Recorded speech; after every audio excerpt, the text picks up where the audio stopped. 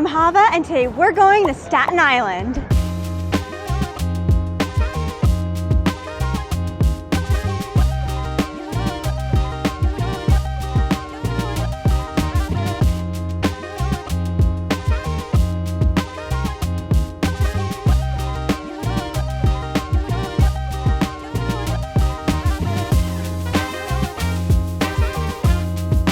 We are here right on time for the 11 a.m. Let's quick catch the 11 a.m. ferry. Something you should know about the Staten Island Ferry is that it's about a 25-minute ride, but it's completely free. This is free public transportation in New York.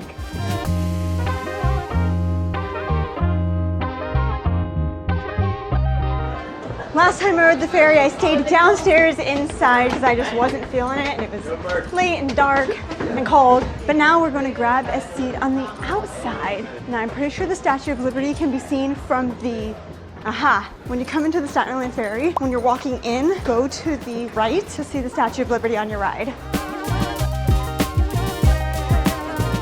There she is, way out there. We are passing Ellis Island and the Statue of Liberty. I have made videos about both of those places in New York here on this channel, so make sure to watch them after this one. They will be linked in the description below. She's so much further away on camera than in real life. She's right there. I can almost touch her.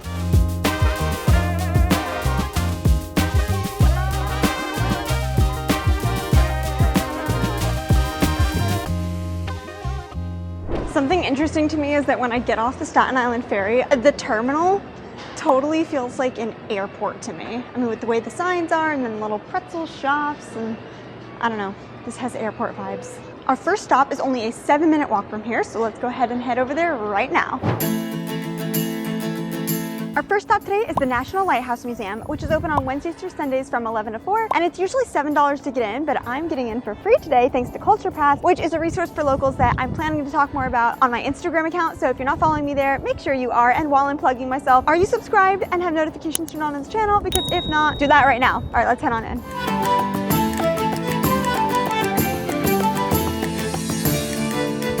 Hi, I have a reservation to visit today from Culture Pass. Sure. Cool, thank you. First thing you do is come in to watch a film. I didn't film too much inside the National Lighthouse Museum just because it is a museum and you need to come see it for yourself. So I wanted to take a second to tell you that it was such an enriching experience, and the people who work here are so nice. And one woman actually spent the time really talking to me about some of the different history and mechanics of the lighthouses. And did you know that the first lighthouse was from 280 BC? And in the United States, it was George Washington who actually, I hope I get this right, but like arranged the commission of the lighthouse. So this experience really brought to light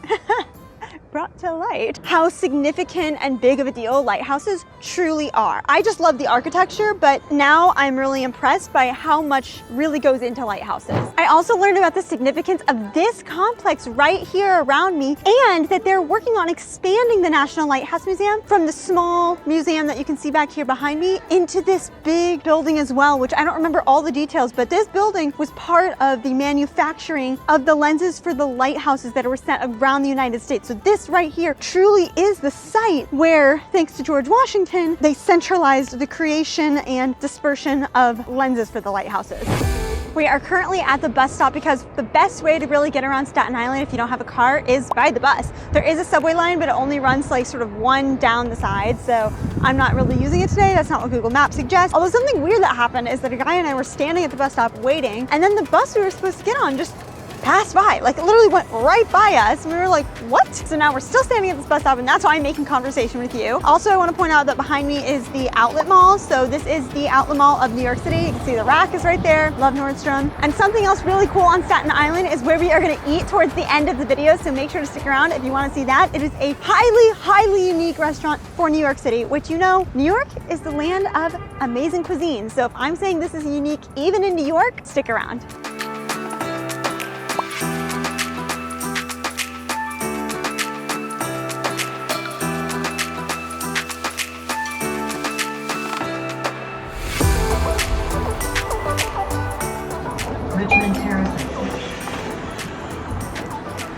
Okay, We made it.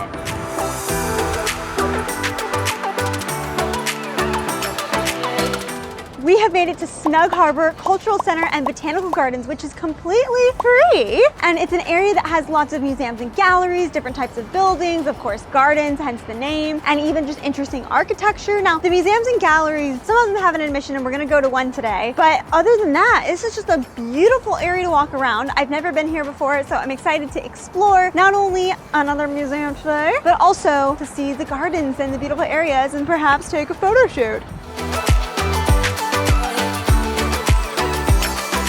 Wow, look at all these options of things to do, places to go. This place is really large, so I think we are going to stick to where we are and where we're headed. So I guess we'll kind of stay in this area. Our next stop is the Staten Island Museum, which is within the Snug Harbor Cultural Center, and it is the only general interest museum left in New York City, and it's the oldest cultural institution on Staten Island. Admission is usually $8 a ticket, but I used Culture Pass yet again, which again, you can just go ahead and head over to my Instagram account, and if I haven't posted content already, go ahead and DM me to let me know if you want to hear more about Culture Pass.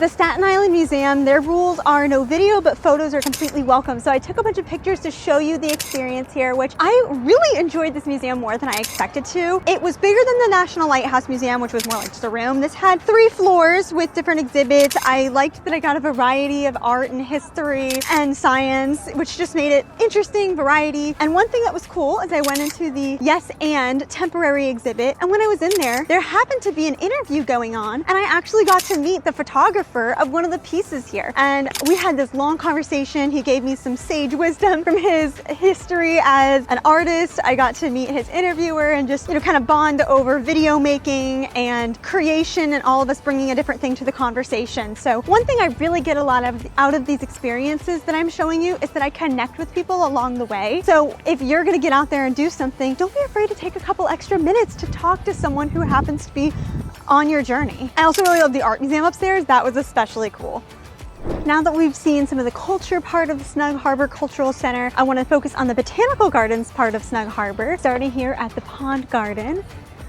Ooh. We're gonna make our way to a few of the other gardens that are nearby because there are so many gardens, but a handful of them are concentrated in the same place. And if I didn't make it clear as soon as we arrived at Snug Harbor, I wanna make sure it is clear now that this place is really big. So we're not gonna be able to cover all of it by any stretch, but just get a flavor and see how pretty it is even in the winter time. So instead of trying to give you a tour of each garden, I'm just gonna show you some of the lovely nature that's here on Staten Island at Snug Harbor.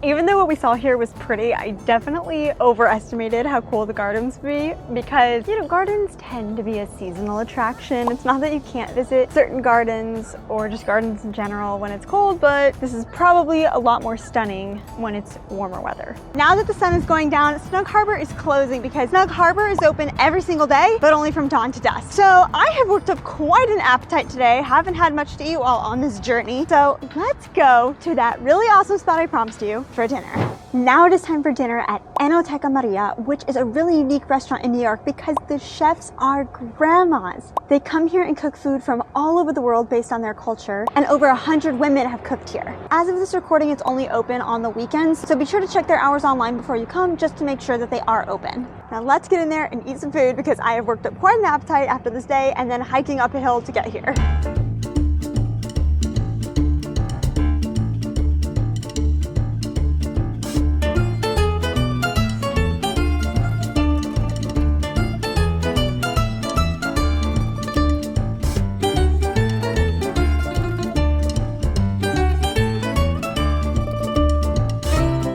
I really want to try. Is that yes. Okay, then I would like to definitely get the baba ganoush.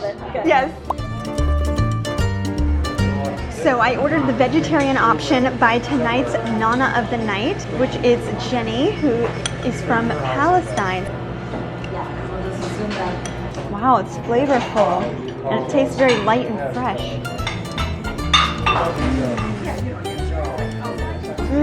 The dough is just nice and sweet, and it's not heavy, but it does feel like it's kind of got a little bit of oomph to it. So good.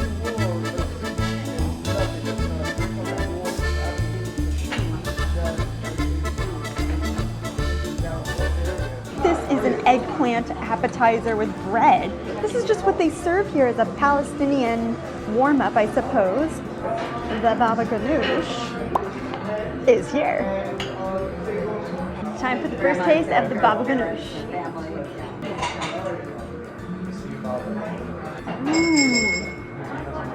Wow. This is incredible. So light and fresh. And I don't know what it is, but there's something about a grandma's cooking. There's something about a Nonnas. There's special magic in the flavor. I'm the Nonna Maria, Maria Giallanella, coming from Italy. I come in 1961 in New York. I come to work in this restaurant for more than 10 years. Food, Italian food, you know. I cook over here. This is my restaurant. Enoteca Maria, I'm Nonna Maria. Okay? Okay. Nice to see you. That's You see beautiful restaurant? it is. Nice people, nice food, everything. I enjoy when I come to work over here. For more than 10 years over here. I like it, people. Grandma makes you feel Yeah, I feel it better when I talk for the people. See, right away I go, and I talk to her, you know, everybody. The baba ganoush was so good. Okay. It was fresh and light. It didn't. A lot of baba ganoush I've had is like, heavy. Because you know sometimes they put mayonnaise. I said, who put mayonnaise inside it? Oh, But that's- so mayonnaise makes it heavy. Yes. Because I do it like the way it's like it's supposed to be. That's when my grandma do it. Traditional. That's what I remember.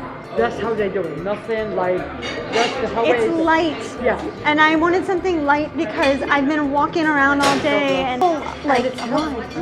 right. Healthy too. It's no fried, no nothing. Yes, Go in it's the like oven, fresh. It's fresh. That's it. And with the pita, Oh, I know. Yeah, And the- olive oil with a little bit frosting. yes. Thank you so You're much, welcome. You're welcome. Jenny. Yes. Nice to What's meet your you. name? Nice to meet you too. Hava. Yes. Oh, nice to meet you. Yes. Thank you so much again. This has turned out to be amazing.